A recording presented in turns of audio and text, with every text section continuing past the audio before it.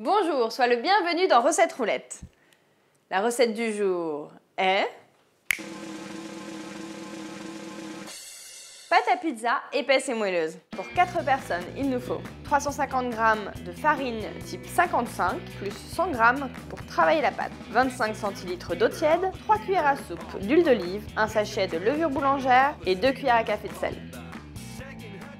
On peut réaliser cette recette dans un saladier ou alors, comme moi, directement sur un grand plan de travail. On va mettre les 350 g de farine sur le plan de travail et ensuite je vais creuser un trou.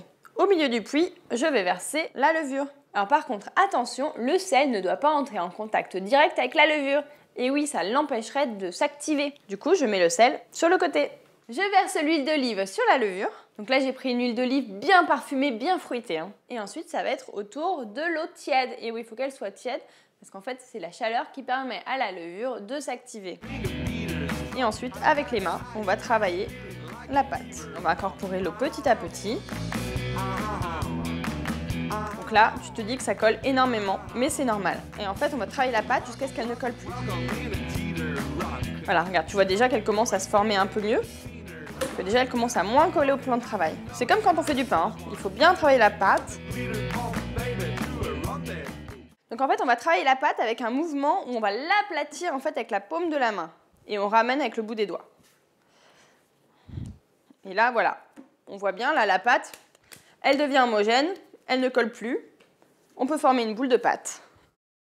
La pâte est prête. On va la mettre dans un saladier. On va le recouvrir avec un torchon propre. Et on va la laisser lever dans un endroit où il fait environ 25 degrés pendant au moins 1 heure. La petite minute informative, comment marche la levure? Alors tout simplement, la levure, elle est activée déjà par la chaleur. Et en fait, ce qui va faire que la pâte lève, c'est que la levure, c'est un organisme vivant qui se nourrit du sucre qui est contenu dans la farine. Et en mangeant, elle dégage du gaz carbonique qui fait gonfler la pâte. Sauf qu'au bout d'un moment, elle n'a plus grand-chose à manger et donc la pâte a gonflé.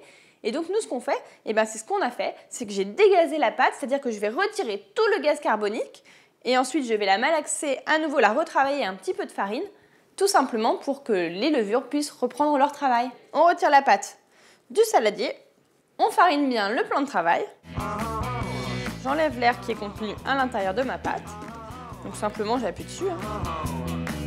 Je vais la travailler un peu comme on travaillerait une pâte à pain, donc je reprends le même geste que tout à l'heure. Donc on a vraiment le geste, la paume qui vient écraser la pâte. On va rajouter un peu de farine et surtout on retire bien l'air. On voit déjà la matière, elle est bien élastique, on le voit là. La pâte à pizza est déjà prête à être utilisée. Alors tout simplement, il te suffira de l'étaler sur une couche homogène sur une plaque à four et de l'enfourner avec la garniture de ton choix pendant 15 minutes à 230 degrés. D'ailleurs, en parlant de garniture de ton choix, qu'est-ce que tu préfères mettre sur les pizzas? Allez, dis-moi tout dans les commentaires.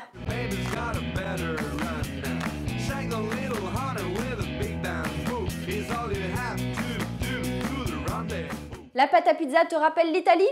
Eh bien, réalise les spaghettis à la carbonara. Et si jamais tu as envie de réaliser une autre pâte, je te conseille de faire la pâte à génoise. Bon, ça n'a pas du tout la même utilisation, mais c'est très bon quand même. Je te donne rendez-vous demain à 11 h pour la recette du moelleux au praliné. Et si tu ne veux pas en rater une miette, tu sais ce qu'il te reste à faire? Abonne-toi à la chaîne Marmiton. Voilà, donc normalement, quand on fait bien les choses, ça ne part pas dans tous les sens. Et ensuite, avec les mains,